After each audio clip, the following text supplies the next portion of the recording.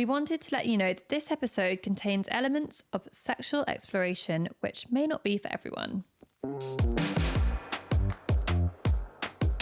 Hi everyone, for those of you rejoining us, welcome back. And if you are listening for the first time, hi, I am Millie McIntosh and I am joined by my ride or die bestie, Charlie. Hi all, I am Charlie Bowd, the founder of Rumble Tums, and we are delighted to have you join us on Mumlemmas and More, where we talk a lot about anything and everything. Nothing is off limits.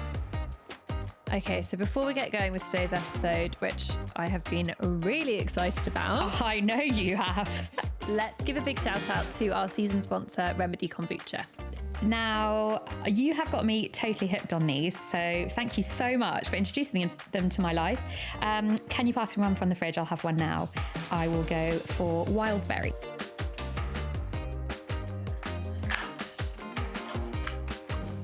So I'm so excited about our guest today. She is a journalist and sexologist, and her name is Emilie Lavinia. I follow her on social media and I just think she's so interesting, and this is just a topic that I still think we don't talk about enough. Emilie is just really passionate about women and women's health, and she presents a series called All Being Well. I want to talk more about sex. So, as Millie said, Emilie is a sexologist, and that means she observes and studies human sexuality. Super interesting. And that's what we really want to talk to her about today. Sex, intimacy, and pleasure. Shall we get her in? Yes, let's. I'm going to be taking notes. Well, welcome to the Mumlemmas and More podcast, Emilie. It's so lovely to have you here. Thank you so much for having me. I'm really excited to have this chat with you both. So, Emilie, before we get properly into the episode, we like to start with a little game sometimes, and it's called Bring It Back or Leave It in the Past. So there's no wrong answers, just say like whatever comes into your mind. If you could choose one thing from the past you'd like to bring back and one thing you'd like to leave there, what would they be? I think I would probably bring back just being cringe. And, you know, like with, especially kids are really good at this. They really embody the idea that they don't care if anyone's looking at them.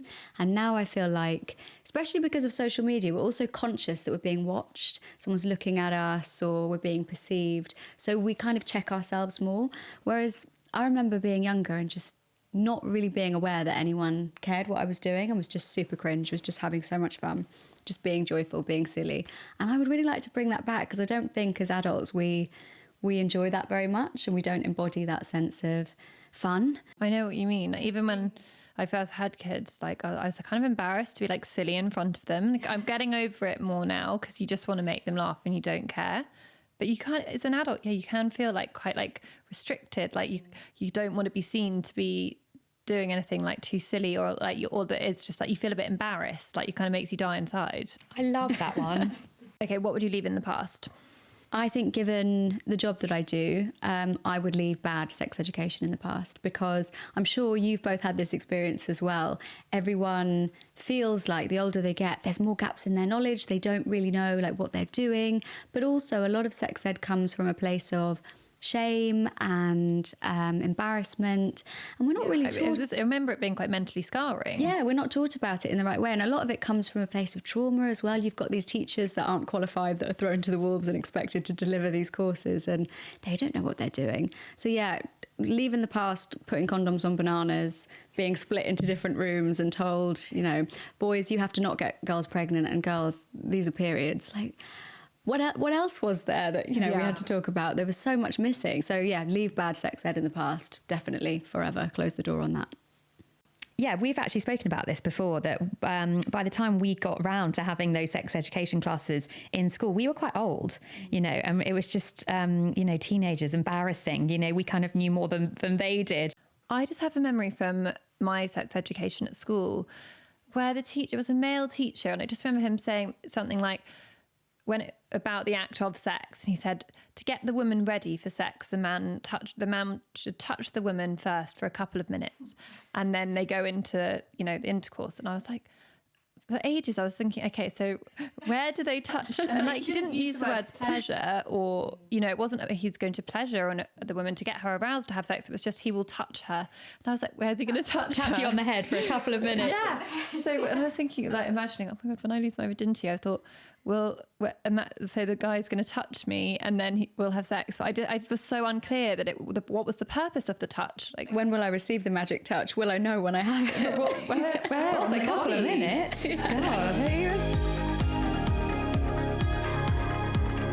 So our first Mumlemma for today is one I personally feel I'd love to have a conversation about. And that is, how can we get to know our bodies again after having children? Such a good question. And I personally, I know that all of these, inspirational Instagram posts are very well-meaning, and I get the intention behind them, but I get really fed up when I see all of these posts that say, your body is amazing, you made a human, stretch marks are war paint, and, love. And it kind of encourages us to sit in that realm of toxic positivity where we're not allowed to dislike our new bodies. And I definitely felt that. Yeah, and there is this kind of experience where, and I'm sure every single mother has had it, where you mourn your old body and you have to learn to navigate in a new one. And why would you not be allowed to find that a slightly negative experience? Lots of people feel like they're not allowed to complain about it because they have to be super strong and their body's amazing. But you're allowed to feel negatively, and most people do. So yeah, navigating that is a whole new thing. But what I would say is, it also means you can't expect your body to do the things that it did before or fit into the things that it did before. So that's all a given. But there are also ways to have fun with that. And the whole thing that I talk to people about when I talk about sex, especially after motherhood, is reframing. So you want to kind of look at your body and reframe it. So you want to think about, how do I dress this body? How do I care for it? How do I do all these different things that make it feel good, which might not be the same things as they were before. So it's going to be new underwear, new toys, new products, a whole wave of things that are going to help you adjust. Because if you think about puberty, for example, your body suddenly needed bras, you needed different deodorant, you wanted makeup, you wanted different clothes that fit your hips. And that was all quite exciting. So reframing it as something that is quite exciting, because this is the newest version of me and I get to have all of these experiences. I get to, buy the new clothes and do the new stuff and decide who I am now, which is kind of a privilege. We don't all get to just decide that we get a new identity. And motherhood is such a cool opportunity to do that. That definitely resonates with me, because I have found myself really mourning my pre-breastfeeding boobs. Yeah. And I just love boobs. I've always had really small breasts, but you've always had great boobs. Before I had kids, they were perky. Yeah. And after breastfeeding both my girls, obviously so grateful I could do it. It was incredible seeing your body literally make the food and feed your children, see them grow and be like, I did that. But they literally swell up, they get huge, and then they deflate every single day, because and a few times a day. So through that process, obviously they get super stretched, and I'm just left feeling like I've got 2 deflated balloons on my chest. And I have actually been thinking about maybe doing something about it, because it's not to do with my husband. He doesn't have an issue with it. It's not like he's never made me feel like I need to change or do anything, but it's about how I feel about myself. So if he tries to touch my breasts, I don't want him to. I don't, that doesn't feel like a sexual part of me anymore. I just kind of would rather keep a bra on or the lights off or even a top on. I just don't. Yeah, I don't feel, it doesn't make me feel sexy. I hear that from so many people. I actually just got back from Miami because one of my best friends has just finished breastfeeding, and she went for a lift and implants because she felt like her boobs weren't a sexual part of her relationship anymore. That's and she's exactly they're not a sexual part of my relationship. Yeah. And it would be something totally just for me, that, don't get me wrong, I wouldn't just be doing it for my sex life. I'd be doing it for my confidence and how I feel about myself, generally how I feel about myself with no clothes on. But I think there is shame around admitting it and saying, actually, there shouldn't be. But I feel like, would I be judged for doing it? Well, there's this weird discussion around is having a tweakment or a boob lift or whatever anti-feminist? And I would say no, because the feminism is the choice. In being feminist, you're having the choice to say, my body, I'm going to do what I like. I feel good. But I do think there's this kind of old school feminism where we're kind of encouraged to just have what we've got and that should be good enough because we are women, hear us roar. And I actually think that's really reductive and actually completely skims over body image issues and mental health. And, you know, we can't all be body positive and feel good about ourselves every day, especially when we've gone through a massive shift. And boobs are a really interesting one with pregnancy and sex, because obviously when you're breastfeeding, you have loads of oxytocin and that's great and you feel really connected to your baby and probably to your partner. But your estrogen absolutely tanks, which means your libido also tanks. So when you're breastfeeding, you do not want to have sex and you do not feel sexual. I don't remember feeling sexual. No. Also that your boobs like start leaking. Yeah. If you don't have a bra on, literally you just start spraying milk everywhere. I don't know, maybe some guys find that sexy, but I think it's definitely a kink for some people, but maybe not. Yeah, not like literally milk, Not like the general spraying in population. their eye, like it's just not. Yeah. You start to see your boobs as a part of the They belong to the mother-child baby. relationship. It's definitely like you no longer feel like your body is your own. That's it. Birth trauma can be a huge thing for many women. How does that impact, you know, how you feel about yourself and your body? Yeah, I mean, we talked about snapping back, and some people just do. Some people 6 weeks in, they're ready to go again. Or it could just be that there's something that's triggered in your brain that is psychosexual, and therefore it's really hard to get back into it. And some people, they decide to work with kind of woo-woo practices, like they might, you know, go for sort of tantric massage, or they might go sort of Western medicine route and try and use dilators and that kind of thing. But it's really, really dependent on person to person. But it is one of the main things that really stops people. That dysfunction is one of the main reasons people can go a year, 2 years without having sex again. But I would say that if you're having a trauma response that's connected to the lower half of your body, you don't necessarily have to focus on that straight away. And I think people forget, especially people's partners, that sex is a huge spectrum of acts and words and movements. But the most important thing is communication. You have to say to your partner, I don't really feel ready and I don't really feel capable. But that doesn't mean it's a no. And it also means rediscovering what sex means to you both. So that could be, I mean, when you've had a baby, you want to shower all the time because you just feel gross. So it might even be just saying to your partner, you can watch me shower, or you can come with me, or can we hold hands, or can we cuddle, or can you massage me? So you mentioned intimate massage and how that can really help. Can you tell us a little bit more about that? Yeah, so there are so many different benefits to it, and I'm sure, like, if you two kind of been around the block massage, with, babe. yeah, I know what. You know I love a massage. To get me in the mood. No, we talked about it.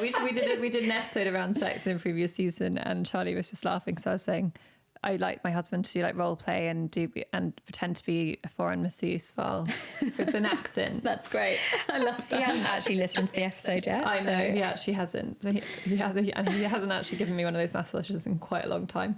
Well, obviously you need to take him up on that. Yeah, because a massage is really, really important. And whether that's with your partner or whether it's self-massage or whether it's with a practitioner, massage has so many benefits because of lymphatic drainage and nervous system reset. But when it comes to sort of being in your body, that touch can really help you, especially when it's combined with a mindfulness practice. And that's why lots of women do go to someone who practices some form of massage that's maybe sensual or esoteric in some way, or maybe they do something like a yoni massage, which can be really intense for some people. Because what is that? You're essentially having, I mean, it's a very kind of time-honoured practice, but lots of people do it in different ways. But it's essentially internal and external massage.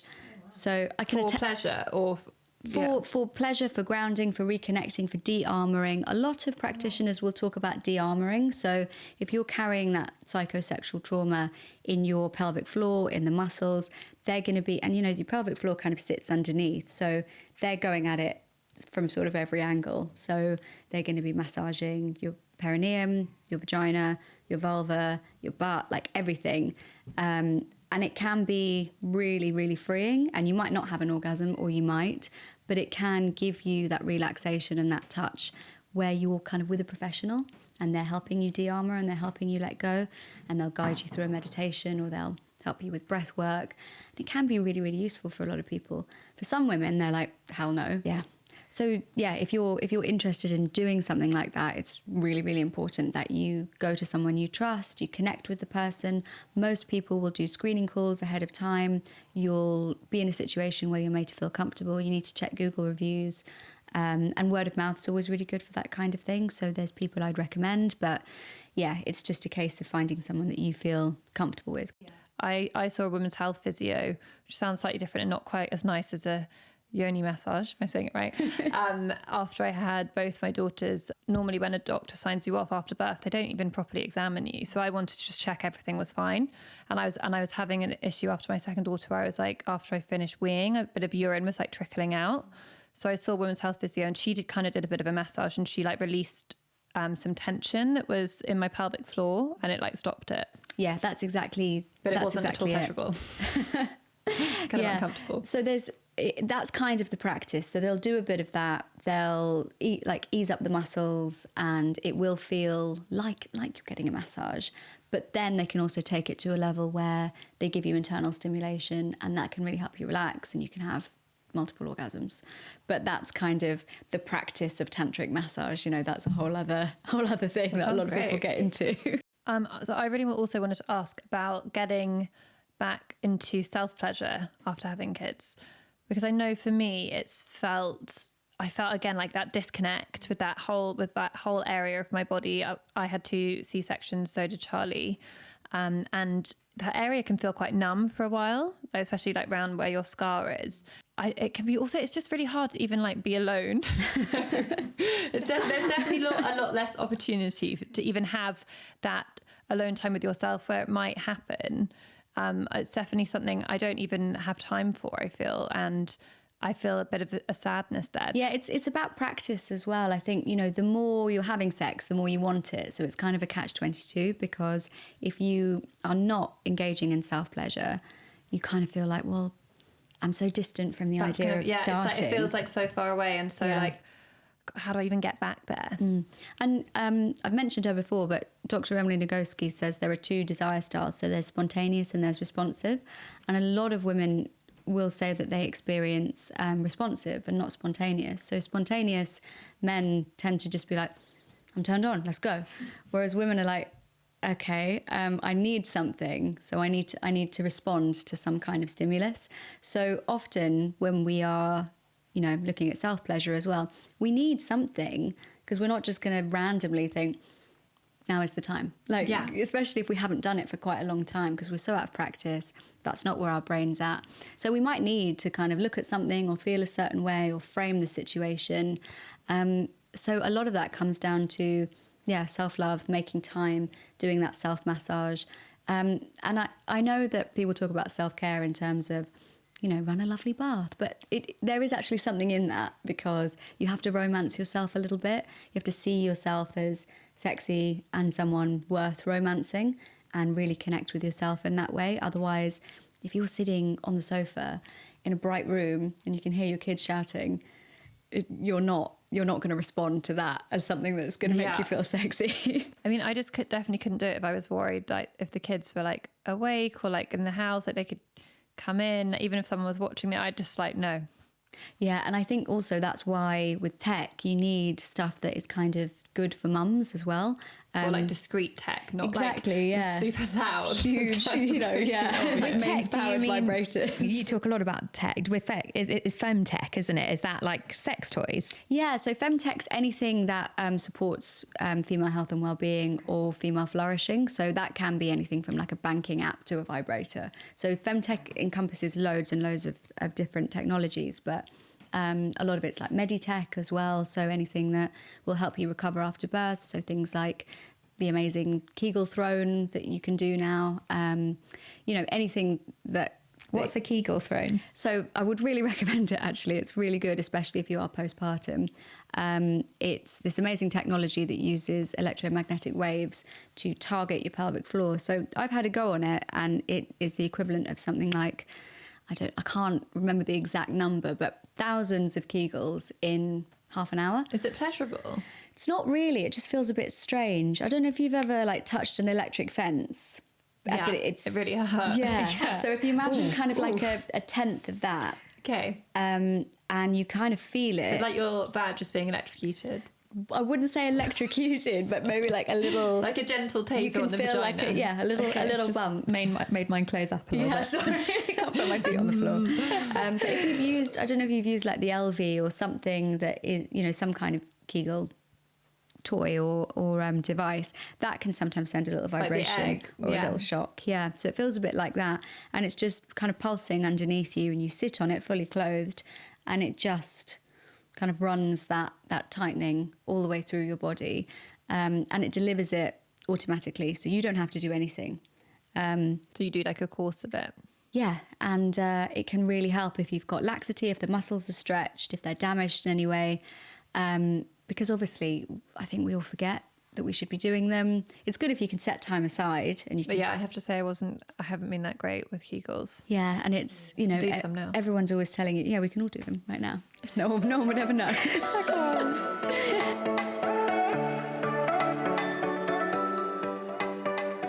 So our second Mumlemma today is something that I think affects a lot of couples after having kids, and it's how to keep your sex life going when you've got young children. Yeah, this is the question I'm always asked about, and the one I'm always asked to write about, because people are always asking, how do I get the elusive spark back? And the thing is, your sex might be exactly the same as it was before, but it probably won't be for some time. And I think reframing that is quite important. And you can feel negatively about it, because that's totally valid.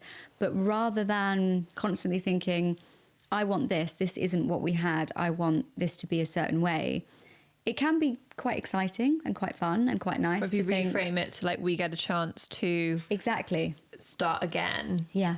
So it's almost like you don't know each other. You're feeling each other for the first time. And one of the best ways to try and navigate that, because our partners can sometimes be quite closed off because they feel quite rejected, is to do exercises, which sound a bit naff, but they are really helpful. But as a couple. Yeah, and they can be really fun. So like the yes, no, maybe exercise really, really works. So your partner might say to you, blowjob, and you're like, yes. Or they might say sexy massage, and you would say yes. But for them, they might say, no, I don't want, I don't need. And it's a good way of feeling out what is and what is not acceptable. And it's fun and it's funny and you'll laugh, as opposed to having a really serious conversation. I think that's the thing, this has definitely affected me. It can feel really awkward to talk about it. So it's like this elephant in the room, like, hey, like our youngest child is 1 and like, I don't remember when we last had sex. It's like you feel so out of practice that it just becomes more and more awkward. Like, how do we even get it back? How do we see each other sexually again? And I think there's this idea that you have to kind of dress up as a Playboy bunny and be like, here we go. And it's like, no, that's not who I was before. So that's not who I am now. And I'm not going to use tired tropes to, you know, to prove to you that I love you or that I want you. It can just be as simple as a word of affirmation, saying to your partner, I still find you really, really sexy. I think that you are the most amazing person in the world. You turn me on, but I feel none below the waist right now. So can we talk about some yes, no, maybes on maybe how we spend this evening together? Because I would like to be connected to you in that way. And just saying that. It's hard to know even like when do you bring it up? Yeah. Because it's yeah. There are some quite. When the kids are there, so much of the time or in the evening, I feel like it's so easy to get into that routine of like you get the kids to bed. And then you just want to think about having some food and then just like collapsing in front of your favourite TV show because you're so exhausted. So it's like, where's the time to like have that face-to-face chat? Yeah. And often I do say to people, it doesn't have to be face-to-face. If it makes it less awkward, you could text each other. You could set up a separate chat for, you know, your sexy chat. You could send each other just kind of a yes, no, maybe question. There are apps you can use as well that actually give you a question each day.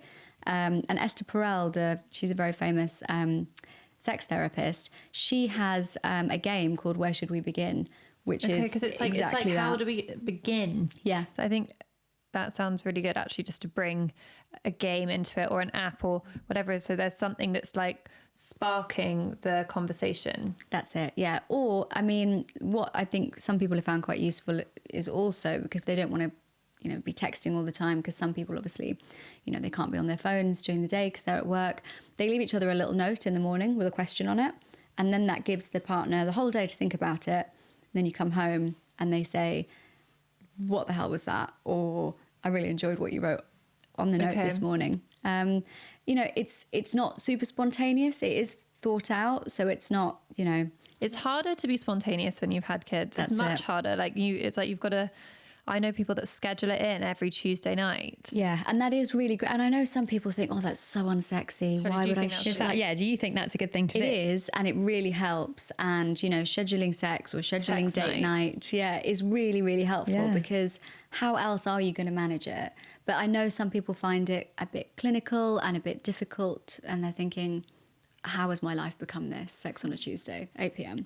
You know, it is a lot, but it's one of the things that work best and has been proven to work best. So if you're really, you know, disconnected and not feeling it, you know, if Tuesday 8 p.m. is sexy massage and let's get it on time, however that looks for you, then that's great. And then the more sex you're having, the more you're thinking about it, your neurons are firing, and all of a sudden you're a sexual being again. So it's about that practice. And your own body might turn you on more. You might be feeling more autosexual than heterosexual.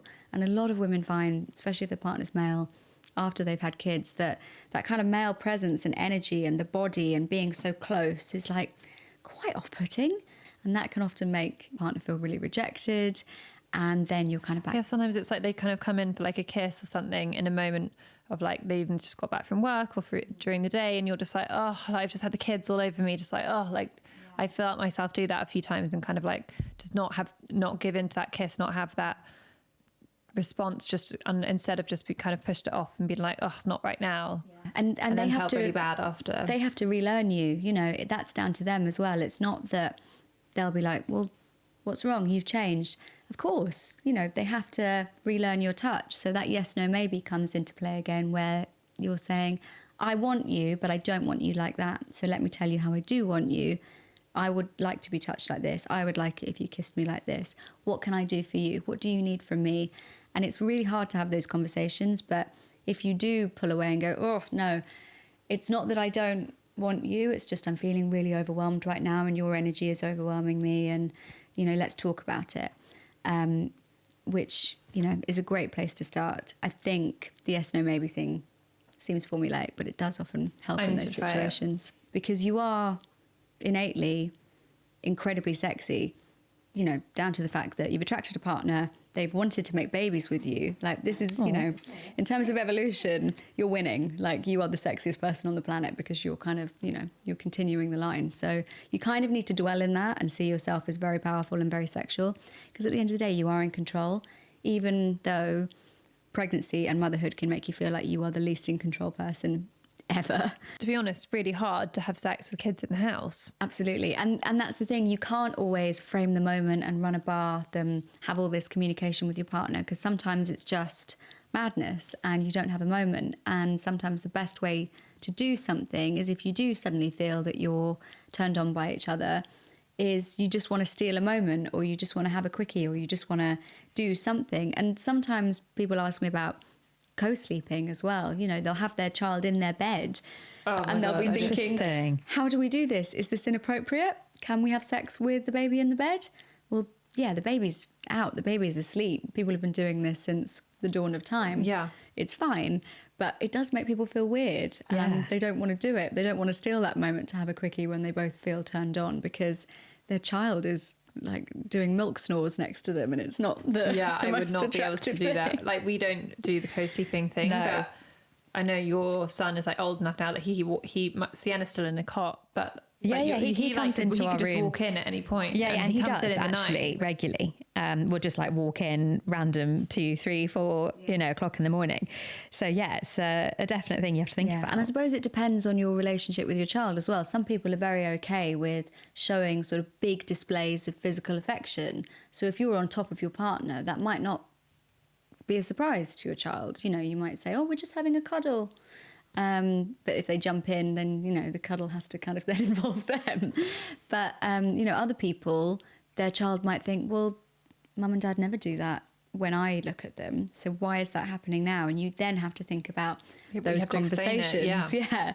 How do you have this conversation with your child?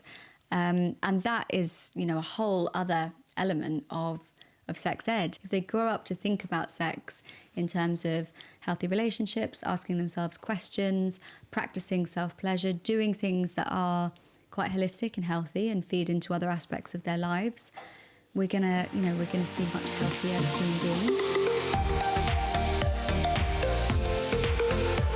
One final question today, and I think this is a really interesting topic to talk about.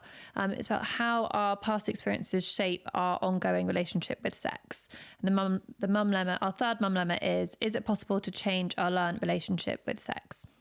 Yes, I would say it is, because like we were saying before, it's a practice and it's something that you can relearn and reframe, the same as anything else. I think you can kind of look at your psychosexual identity and think, well, why do I make that connection? You know, why is my attachment style like this? Why do I reach for this particular comfort, or why do I feel disconnected? And you can really dig into that. And you don't necessarily need a sexologist or a sex therapist to help you with that.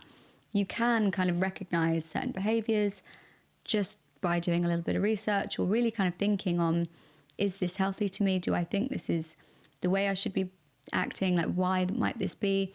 Some people that keep a sex journal and they try to kind of dig into how they felt during the experience, after, why that might be. Was there any shame? Was there enjoyment? Was there any shame about the enjoyment? What thoughts came to your mind? And just doing that can actually be really, really useful, because we can start to see, well, that doesn't really look healthy. I don't really know why I was thinking that. That's a bit of an intrusive thought. Where did that come from? And then we can start thinking about our childhood, our teenage years, you know, teachers that might have influenced us, experiences that might have influenced us, you know, some slut shaming that probably happened when we were teenagers, because, you know, we don't necessarily see ourselves with as much kindness or compassion as we could when we think about sex. We often carry a lot of weirdness around from growing up. Yeah, I think definitely really influences us. I think I remember even just the way that, like, my mum, like, spoke to me about sex, and I don't think, you know, I think she was, in her way, was trying to just educate me and talk to me about it. But I just still remember it, like, made me completely freeze up and made me feel uncomfortable, and I didn't want to hear it from her. And I feel awful because I don't want my girls to feel like that with me. Is it just that your parent is always going to feel a bit cringe to talk to sex about? I really want my girls to trust me and be able to talk to me about it. But that's why I said, you know, you can't always get it right as a parent, and it's not always your job, because sometimes they just don't want to hear it from you. Actually creating those boundaries is a good exercise as well. Thinking about, okay, so I'm multifaceted. I can be a mum and I can be a daughter, but I can also be really hot and sexy and a complete individual. And that doesn't pertain to either of those other roles. That's just me. But it's really hard to set those boundaries. And that's why sexology, sex therapy, and all this kind of thing can really help. But it doesn't have to be sitting on a couch with someone. There are apps for it. It's really great. And there's a lot of people that do work with me that are doing really great work for people of all ages. So it's all out there. And if you want to take that on as a parent, that's really great. When we were growing up, because I think we're all around the same age, we still had the after effects of Section 28, which meant that they weren't teaching LGBTQ plus relationships. They were just teaching compulsive heterosexuality. Yeah, I think it was penis and vagina, boys and girls, and that was it. Whereas now, kids will get full education on periods. You know, I don't know if we're focusing on pleasure with a certain age, but at a certain age we'll talk about pleasure, obviously all the STIs, but we can go further with it. And I do think if you're a parent that wants to bring in an RSE practitioner and get all the neighbourhood kids around and say, right, we're doing sex ed today, and, you know, have one of these kind of parent parties that are happening now where you've got, 10 parents from the local school because they don't think their school's doing enough, and then you've got all your kids and you get a practitioner in like myself and they have the works. So you do that, do you? Yeah, I mean, I and myself and other practitioners, we do this kind of thing because we want to fill the gaps in knowledge, but also there are apps that you can get, get for teenagers and get for yourselves that are really good for this kind of thing. So I definitely feel that my own like sexual identity is still like evolving and it's changed over the years. But thinking back to my kind of first sexual experiences, I didn't have the best time. And I do think there was a lot of shame linked to those experiences. And, you know, the kind of conversations around consent weren't quite the same. And I would say I experienced, I just had quite a few kind of unpleasant experiences. And I do think that I have some intimacy issues now, which are still stemming from that. yeah, and we carry that stuff with us, you know, all through our lives. And it is really hard to be trusting, I think, with a partner because we've experienced some kind of trauma. You know, the reason I got into all of this work is because I had experiences in my teens that were not good, were not pleasurable, and my boundaries were pushed. I had to learn a lot about what consent meant after that, which means that now, like you, like every woman, I'm still navigating who I am as a sexual being, what I want, where my boundaries are, what feels good. And I think it is, you know, it's a lifelong process that we go through. But, you know, I think it's not okay that any young person experiences any kind of sexual experience that makes them feel uncomfortable or like they have to carry a trauma or a secret, or that they have to live with that when all they want to do is just have a nice time with their partner. That's not okay. But unfortunately, it is something that a lot of us do have to carry throughout our lives and deal with. And that's why kind of coming at sex from a perspective of pleasure and personal growth is really good. You know, you've got so many women doing things like orgasmic manifestation now, where they take their own pleasure. I want to do that. What is that? Thanks for that on a manifest board. It's another like very kind of woo-woo practice, but it's something that I think loads of people are really into now. So, you know, manifestation is obviously a really big trend and is something we all, I'm sure, have been practicing for a long time. But it ties into the sexual self as well. And it's something that you can do either if you're having sex with a partner or if you're by yourself.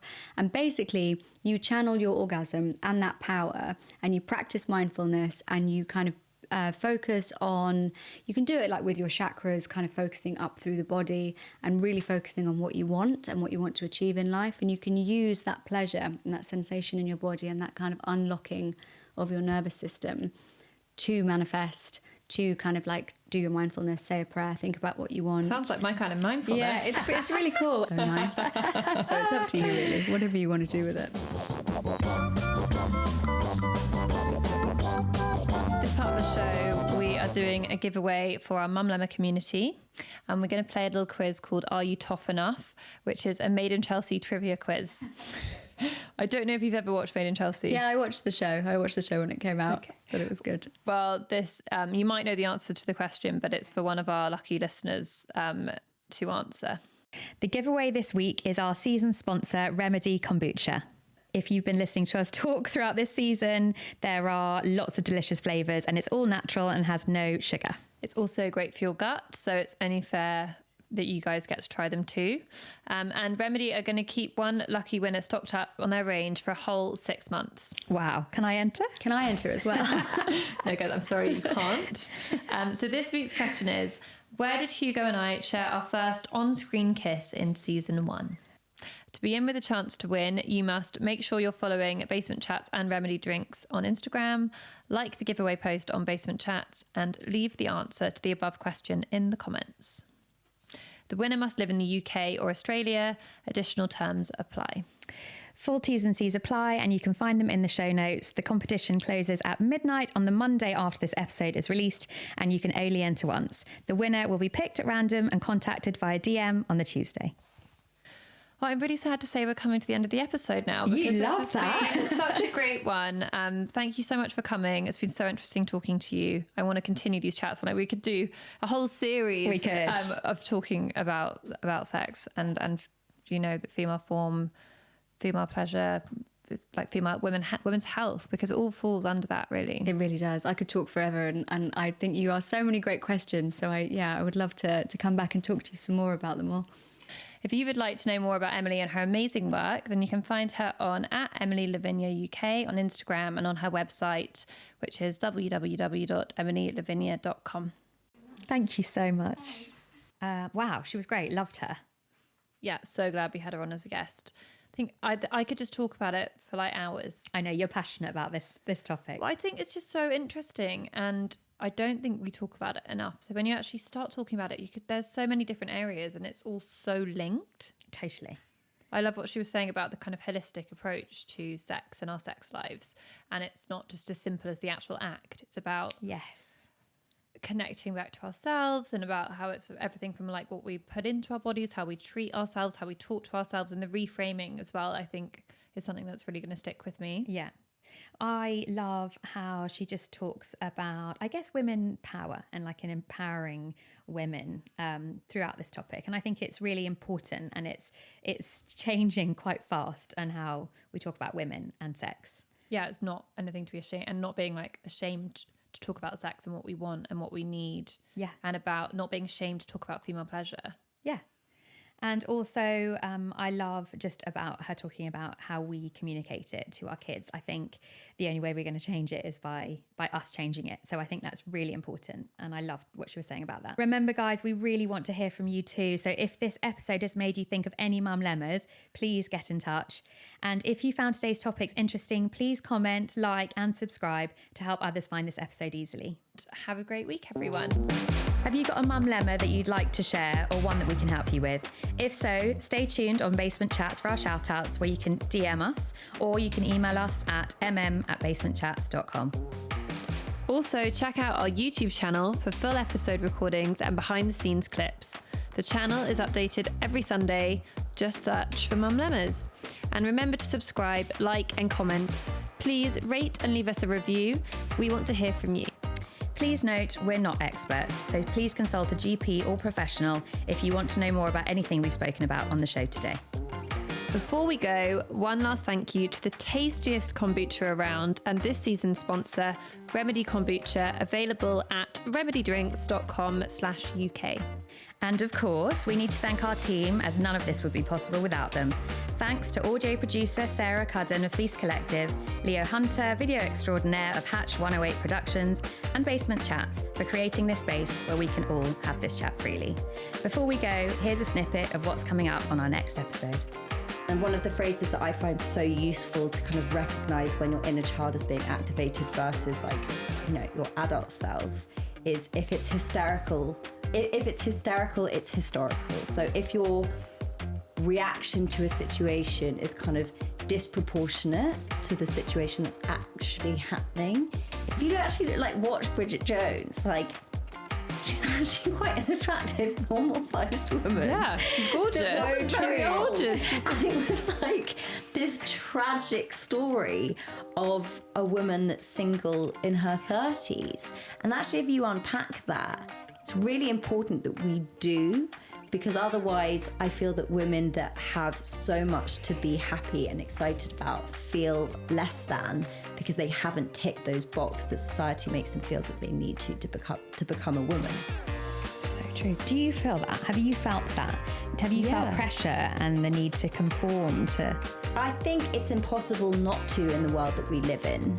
And when I have conversations with other women, especially when I was single, so I've been with my partner for 1.5 years, but before that, I would have to really reject that noise and question it. One thing I've definitely felt a bit conscious of since becoming a mum is that do my friends who don't have kids now just think I'm really boring?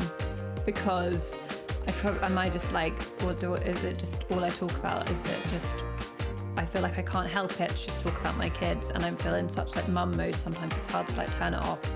And I worry that my stories of like being covered in like sick and shit and stuff is just probably not what my single or or my friends who don't have kids, they just find that like kind of annoying and boring. I don't think people find it boring, but inevitably your identity shifts, and everything, like your life completely changes in every way.